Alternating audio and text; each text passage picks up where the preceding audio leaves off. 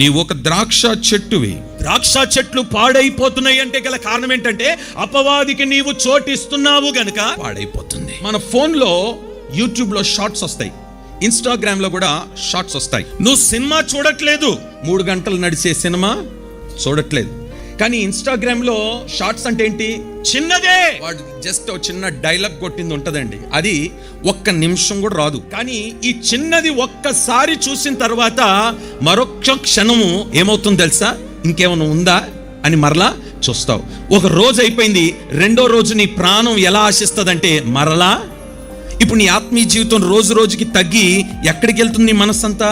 Bible చదివే నీవు, వాక్యం చదివే నీవు, ప్రార్థనలో ఉండే నీవు, ఆత్మ సంబంధమైన కార్యక్రమాల్లో పాలు పొందే నీవు, ఈ చిన్నది ఇప్పుడు ఎక్కడికి తీసుకొచ్చిందంటే 3 గంటలు సినిమా చూడడం వేరు, రోజంతా ఈ షాట్లు చూడడం వేరు. ఇప్పుడు ఏది ఎక్కువ చూస్తున్నావు?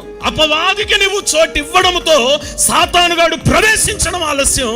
నీ ఆత్మీయ జీవితాన్ని పతనం చేయడానికి నెమ్మదిగా వాడు దొంగ అండి. నేను ఎలా దోచేయాలా అని వాడు ఎదురు చూస్తున్నాడు. నీ ఆత్మీయ జీవితాన్ని ఎలా పాడు చేయాలనేదే వాడు ఎదురు చూస్తున్నాడు. చిన్న చిన్న మాటలు, చిన్న చిన్న బూతులే, పెద్ద బూతులేం కావు, చిన్న చిన్న బూతులే, చిన్న చిన్న కార్యక్రమాలే.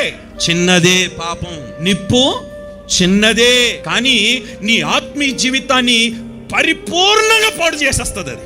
నీ నోటికి నవ్వు కరువు అయిపోయింది గల కారణం ఏంటని ఎప్పుడైనా ప్రశ్నించుకున్నావా? బాధపడుతున్నావు, ఏడుస్తున్నావు, కన్నీరు విడుస్తున్నావు, అయ్యా తిరిగి పూర్వకాలపు ఆనందం సంతోషం నాకు ఇవ్వు, ఏడుస్తున్నావు, బ్రతిమలాడుతున్నావు, ఉపవాసం ఉంటున్నావు.